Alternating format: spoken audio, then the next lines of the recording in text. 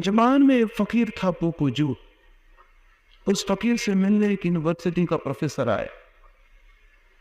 वो यूनिवर्सिटी का प्रोफेसर बहुत बड़ा ज्ञानी था, बहुत शब्द थे उसके पास, बहुत शास्त्र उसने जाने थे। वो फकीर पोकोजू के झोपड़े पर गया। थका मांदा रास्ते की धूप को उसके चेहरे पर पसीना बह रहा है। वो गया भीतर, उसने पोकोजू को नमस्कार किया और माथे का पसीना पोंछा और कहा कि मैं ये जानने आया हूं कि सत्य क्या है। पोकोजू ने कहा, सत्य क्या है ये जानने यहाँ आने की क्या जरूरत थी? अगर सत्य होगा तो तुम्हारे घर में भी होगा, और नहीं होगा तो कहीं भी नहीं होगा। यहाँ किस लिए आए हो? सत्य का मैंने कोई ठेका ले रखा है? सत्य अगर होगा तो वहां भी होगा जहां से तुम आ रहे हो, और अगर वहां नहीं है और वहां तुम्हें दिखाई नहीं पड़ा तो यहाँ तुम्हें कैसे दिखाई पड़ सकता है? एक अंधा आदमी अपने घर से बाहर निकले और 1000 मील चल के किसी दूसरे के घर में जाए और कहे कि रोशनी कहाँ है, तो वो आदमी कहेगा, पागल, अगर आंखें थी तो रोशनी वहां भी थी जहां से तुम आ रहे हो, और अगर आंखें नहीं है तो तुम दुनिया भर में घूमते रहो, रोशनी कहीं भी नहीं। रोशनी वहां होती है जहाँ आंखें होती हैं, और जहाँ आंखें नहीं होती वहां रोशनी नहीं होती, तुम कहीं भी चले जाओ। उस फकीर ने कहा कि तुम्हें सत्य दिखाई पड़ता है? अगर दिखाई पड़ता होता तो वही दिखाई पड़ जाता, यहाँ आने की क्या जरूरत थी? तुम यहाँ तक आए, इससे पता चलता है कि तुम अंधे आदमी हो, तुम्हें सत्य दिखाई नहीं पड़ता। और इसलिए मैं भी क्या कर सकता हूँ? एक ही बात कह सकता हूँ कि कहीं ऐसा तो नहीं है कि तुम्हारे ज्ञान ने तुम्हें अंधा बना दिया हो। तुम बहुत जानते हो, कहीं यही खतरा तो नहीं है? क्योंकि बहुत जानने वाले लोग बहुत खतरनाक होते। जिन्हें भी एक ख्याल पैदा हो जाता है कि हम बहुत जानते हैं, वो बहुत खतरनाक हो जाते हैं, क्योंकि बहुत जानने से बड़ा अज्ञान दुनिया में दूसरा नहीं है। क्योंकि जिन्हें ज्ञान पैदा होता है वो तो उन लोगों को पैदा होता है जो कहते हैं कि हम जानते ही नहीं, जानने का भ्रम छोड़ देते।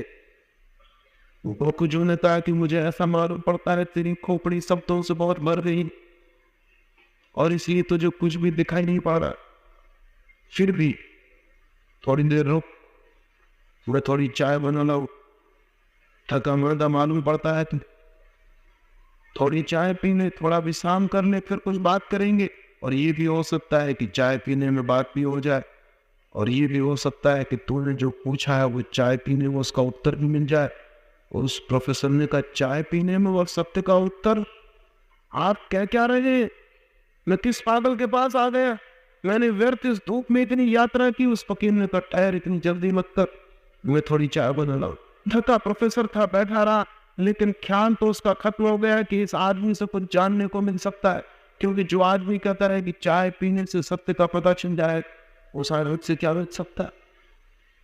फकीर चाय बना के ले आया। उसने बसी और प्याली संभाल ली प्रोफेसर के हाथ में, और केतली से चाय डाली। प्याली भर गई, लेकिन वो फकीर चाय डालता चला गया। फिर नीचे का बर्तन भी भर गया, वो फकीर चाय डालता ही चला गया। फिर चाय गिरने के करीब हो गई, तो वो प्रोफेसर चिल्लाया कि अब रुकिए भी, अब एक बूंद भर भी जगह मेरी प्याली में नहीं है। उस फकीर ने कहा कि तुझे दिखाई पड़ता है कि बूंद भर भी जगह तेरी प्याली में नहीं है? तुझे दिखाई पड़ता है, और तुझे ये भी दिखाई पड़ता है कि जिस प्याली में बूंद भर भी जगह नहीं है, अब उसमें चाय भरने से गिर जाने का डर है। लेकिन तुझे कभी अपनी खोपड़ी में जगह दिखाई पड़ी?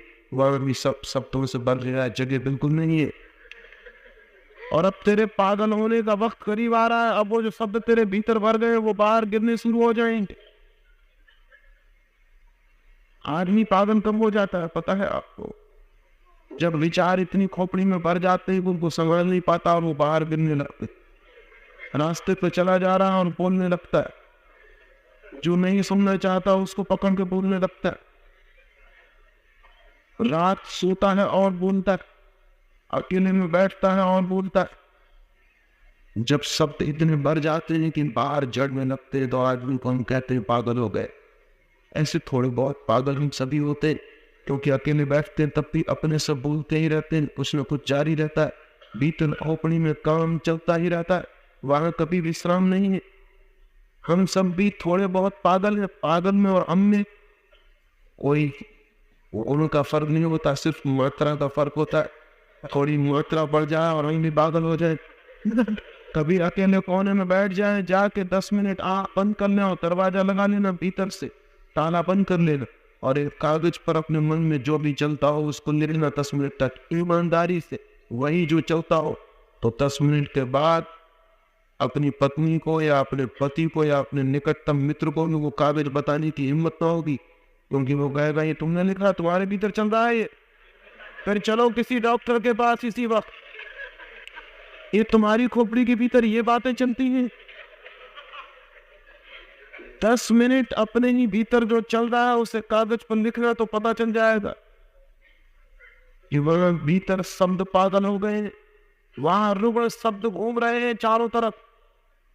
किसी तरह अपने को संभाल के हम काम चला रहे हैं, हम सब पागल हैं, संभले हुए पागल, अपने को संभाले हुए और अपने पर कब्जा किए हुए। वो जो भीतर है अगर जोर से बाहर निकला है, किसी आदमी को शराब पिला दे और फिर देखेंगे वो आदमी क्या बातें करना शुरू कर देता है। अभी जब तक शराब नहीं पीती तब तक राम भजन कर रहा, शराब पीते ही गाली बकना शुरू कर देता।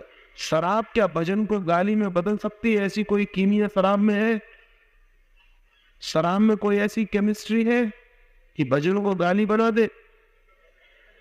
शराब कुछ भी नहीं कर सकती। शराब सिर्फ एक काम कर सकती है कि जब तक वो आदमी शराब नहीं पिए हुए था, गालियां उसके भीतर चल रही थी, भजन ऊपर से कह रहा, अपने को संभाले हुए।